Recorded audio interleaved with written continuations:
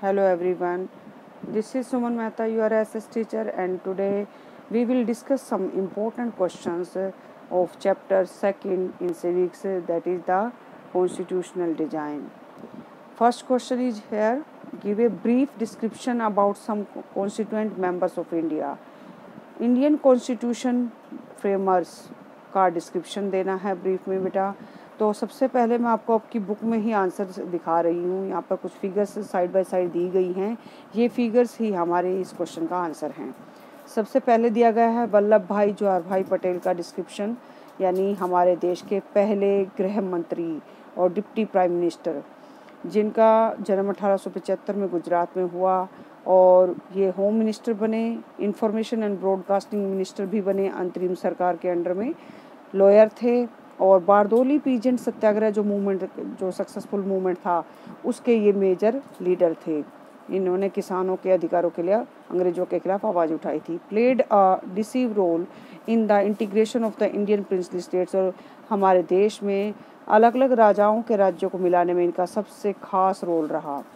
Second जो है अबुल कलाम आज़ाद, जिनका जन्म 1888 में सऊदी अरेबिया में हुआ था और डेथ इनकी 1958 में हुई है। एजुकेशनिस्ट थे, यानी शिक्षा शास्त्री थे, ऑथर लेखक थे और थोलोजियन स्कॉलर ऑफ अरबी भाषा के खास जानकार थे। कांग्रेस के लीडर थे और नेशनल मूवमेंट में एक्टिवली पार्टिसिपेट भी किया था। मुस्लिम स्पार्सिस्ट पॉलिटिक्स को इन्होंने अपोज किया था, यानी ये मुसलमानों की जो अलग देश की जो राजनीति थी उसको इन्होंने विरोध किया था। और भारत के पहले शिक्षा मंत्री भी ये बने, अबुल कलाम आज़ाद। इन चीज़ों को आप याद रखिएगा। थर्ड जो इम्पोर्टेंट फिगर यहाँ पर दिखाई दे रही है वो है टी कृष्णामाचारी जी की। इनका बर्थ हुआ था 1899 में तमिलनाडु स्टेट के अंदर और डेथ हुई है 1974 में। ये ड्राफ्टिंग कमेटी के मेंबर थे, एंटरप्रेन्योर, एक बहुत बड़े उद्योगपति थे और कांग्रेस के लीडर थे। बाद में ये यूनियन कैबिनेट के फाइनेंस मिनिस्टर, वित्त मंत्री भी बने, यानी देश के वित्त मंत्री के रूप में उन्होंने अपना योगदान दिया। नेक्स्ट पेज पर कुछ फिगर्स और भी दिखाई दे रही हैं बेटा, इन फिगर्स को भी हम जरूर पढ़ेंगे। डॉक्टर राजेंद्र प्रसाद जी को कौन नहीं जानता, भारत के पहले राष्ट्रपति।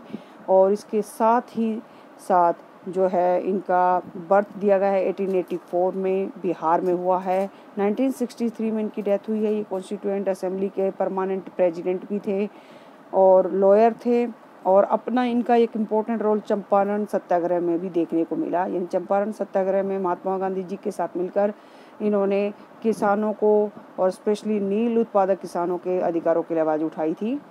3 टाइम्स ये इंडियन कांग्रेस के प्रेसिडेंट भी चुने गए और फर्स्ट प्रेसिडेंट ऑफ इंडिया के रूप में इनका रोल सबसे ज़्यादा इम्पोर्टेंट दिखाई देता है। जयपाल सिंह जी नेक्स्ट फिगर है। 1903 में इनका जन्म हुआ था बेटा झारखंड में। झारखंड के में जन्म लेने के बाद जब ये बड़े हुए तो इन्होंने एक स्पोर्ट्समैन के रूप में अपना एक इम्पोर्टेंट रोल प्ले किया, एजुकेशनिस्ट, शिक्षा शास्त्री के रूप में काम किया, कैप्टन थे ये हमारी पहली हॉकी टीम के, इंडियन हॉकी टीम के नेशनल कैप्टन ये बने और फाउंडर, प्रेसिडेंट ऑफ आदिवासी महासभा के फाउंडर भी थे।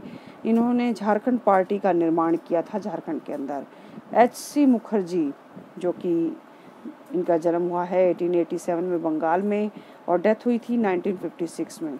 ये vice chairman of the constituent assembly के रूप में चुने गए थे। रेपुटेड ऑथर थे, जाने माने लेखक थे और शिक्षा शास्त्री भी थे। कांग्रेस के लीडर थे और ऑल इंडिया क्रिश्चियन काउंसिल के मेंबर और साथ ही साथ बंगाल लेजिस्लेटिव असेंबली के भी मेंबर थे। बाद में इनको वेस्ट बंगाल का गवर्नर सिलेक्ट किया गया था, चुना गया था। नेक्स्ट फिगर बेटा जी दुर्गाबाई देशमुख, 1909-1981 तक इनका जन्म हुआ था आंध्र प्रदेश में 1909 में।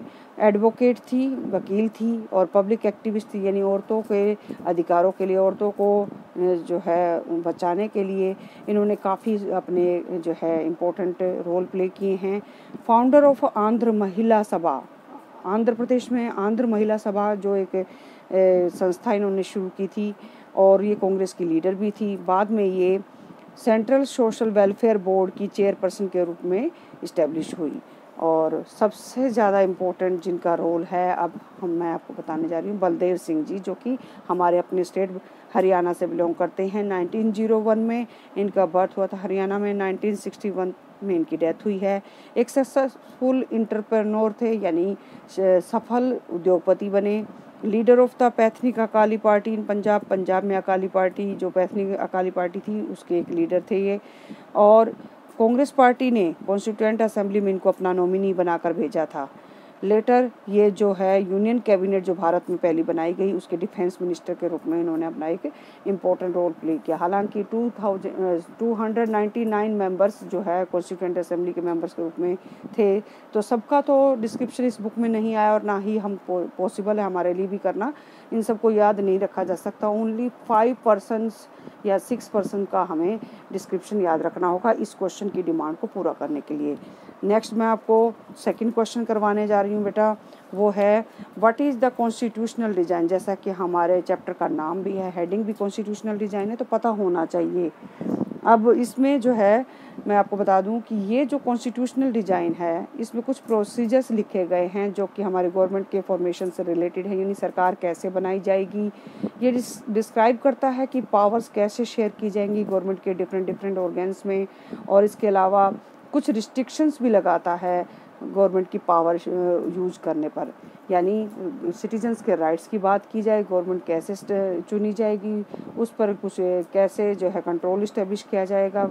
काफ़ी सारे ऐसे प्रोसीजर्स को हम क्या कहेंगे, कॉन्स्टिट्यूशनल डिज़ाइन कहेंगे। सेकंड क्वेश्चन बनता है बेटा, what is the significance of the phrase we the people of India in the preamble. Preamble में जो फर्स्ट वर्ड दिया हुआ the we the people of India, उसमें बेटा इस वर्ड को कैसे हम डिनोट करते हैं। The preamble is the introductory part of the constitution. Preamble हमारे संविधान का पहला पेज है। It is called the key of constitution. इसे कॉन्स्टिट्यूशन की चाबी भी, संविधान की चाबी कहा जाता है। We the people of India means, यहाँ पर जो वर्ड आया we the people of India, हम भारत के लोग, इसका मतलब क्या है कि ये जो कॉन्स्टिट्यूशन है हमारे द्वारा, हम भारत के लोगों के द्वारा, भारतीय नागरिकों द्वारा बनाया गया है और लागू किया गया है। और किसके थ्रू करवाया गया है, अपने प्रतिनिधियों के द्वारा, रिप्रेजेंटेटिव के थ्रू ये इनेक्ट भी हुआ है। और ये किसी और के थ्रू नहीं हुआ, या किसी राजा ने हमें ये बनाकर नहीं दिया या लागू नहीं किया, और ना ही किसी आउटसाइड पावर ने इसको इंट्रोड्यूस यहाँ पर किया है। यानी ये इंडियन पीपल के थ्रू ही बना और लागू किया गया है। What are the features of constitution, third question बनता है। इसमें बेटा बताया गया है कि कॉन्स्टिट्यूशन के अंदर मेजर चीज़ें क्या हैं। Some of them are unique blend of rigidity and flexibility. कुछ हद तक इसमें कठोरता भी है, यानी इतनी जल्दी इसको चेंज नहीं किया जा सकता, और फ्लेक्सिबिलिटी भी इतनी बनाई गई है कि जब चाहें हम इसमें सुधार कर सकते हैं। अगर हमें ज़्यादा नीड लगती है टाइम और सिचुएशंस के अकॉर्डिंग हम इसमें चेंजेस ला सकते हैं। फंडामेंटल राइट्स का डिस्क्रिप्शन इसमें डाला गया है। और directive principles of state policy, राज्य के नीति निर्देशक सिद्धांतों की बात करें या फिर मौलिक अधिकारों की बात करें या कर्तव्यों की बात करें, हर तरीके की बात को इसमें लिखा गया है ताकि आगे जो है सेंट्रलाइज टेंडेंसी को अडॉप्ट किया जा सके, यूनिवर्सल सफ्रेज सबको दिया जा सके, यानी सबको वोट देने का अधिकार दिया जा सके। मेजर थिंग्स यही कंसिडर की गई हैं।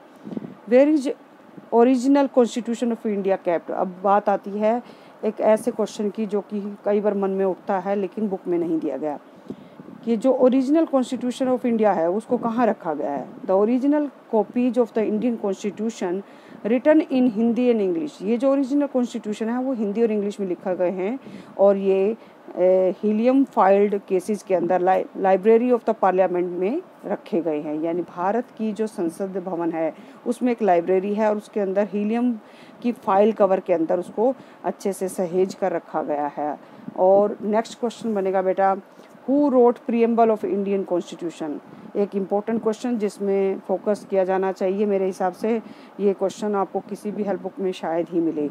The preamble of the Indian Constitution is based on the objective resolution drafted and moved by Pandit Jawaharlal Nehru, the first Prime Minister of India, on 30th December 1946 and passed by the Constituent Assembly. Pandit Jawaharlal Nehru ji के द्वारा हमारे preamble जिसमें कि objective लिखे गए हैं कि constitution आखिरकार ओवरऑल किसके बारे में है। उन ऑब्जेक्टिव को ड्राफ्ट तैयार किया था और बनवाया गया था पंडित जवाहरलाल नेहरू जी के थ्रू 13 दिसंबर 1946 को, जिसको कॉन्स्टिट्यूएंट असेंबली के मेंबर्स ने पास कर दिया। अब नेक्स्ट क्वेश्चन जो सबसे ज़्यादा इम्पोर्टेंट दिखाई दे रहा है यहाँ पे और 5 मार्क्स कंसीडर करने वाला है, इसको आप किसी भी हाल में छोड़िएगा नहीं, मीन्स लर्न करना होगा आपको। What are the guiding values of Indian constitution? हमारे भारतीय संविधान की जो गाइडिंग वैल्यूज हैं, यानी इसको प्रेरित करने वाले जो सिद्धांत है वो क्या हैं?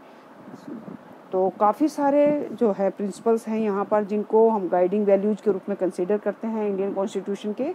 तो first of all sovereign word आता है। एक सोवरेन वर्ड का मीनिंग होता है बेटा कि डिसीजन मेकिंग की जो पावर है वो लोगों के हाथों में है, चाहे देश के अंदर का कोई डिसीजन लेना हो या फिर बाहर का, यानी हमारे विदेशों के साथ संबंध कैसे रहेंगे, हम व्यापार कैसे करेंगे, या देश के अंदर कोई डिसीजन लेना, इन सब को लेने का राइट लोगों के हाथ में है। अब आप कहेंगे हम तो नहीं ले रही है ये जो डिसीजन है, तो आपके रिप्रेजेंटेटिव ले रहे हैं जिनको आपके एडल्ट सिटीजन्स ने, इंडिया के लोगों ने चुना है। सेकुलरिज्म का मीनिंग होता है freedom to religion to people, यानी लोगों को अपने धर्म के अनुसार चलने की आज़ादी देना, यानी अपने धर्म को अपनाने की आज़ादी देना, और देश का अपना कोई ऑफिशियल रिलीजन का ना होना, यानी किसी भी प्रकार से देश का अपना कोई जो है ऑफिशियल रिलीजन नहीं होगा जिसको लोगों के ऊपर इम्पोज किया जाए, सभी धर्मों को एक समान माना जाएगा। थर्ड जो है टर्म है socialist, to ensure economic equality, आर्थिक समानता स्थापित करने के लिए गवर्नमेंट जो है अपना कंट्रोल इस्टेब्लिश करेगी इकोनॉमी के ऊपर, यानी कोई भी व्यक्ति अपने मनमाने तरीके से पैसे नहीं कमाएगा और उसके ऊपर जो है सभी टाइप के बिजनेसेस के ऊपर एक ओवरव्यू रखेगी सरकार, जिससे कि इकोनॉमिक इक्वालिटी मेंटेन की जा सके या गरीबों का भी ध्यान रखा जा सके। डेमोक्रेटिक, हमारा देश एक डेमोक्रेटिक देश कहलाएगा। गवर्नमेंट जो है बेस्ड होगी लोगों की विल के अकॉर्डिंग, यानी लोग अपनी सरकार का निर्माण खुद करेंगे और अपने रिप्रेजेंटेटिव को चुनकर अपने गवर्नमेंट के फॉर्मेशन में अपना एक रोल प्ले करेंगे। नेक्स्ट है वर्ड रिपब्लिक। रिपब्लिक का मीनिंग होता है बेटा head of the state will be an elected one, यानी देश का जो सर्वोच्च मुखिया है, सबसे ऊपर वाला मुखिया है, वो चुना जाएगा लोगों के द्वारा, अब वो चाहे डायरेक्ट हो चाहे इनडायरेक्ट हो, तो उसको हम रिपब्लिक कंट्री ही कहते हैं।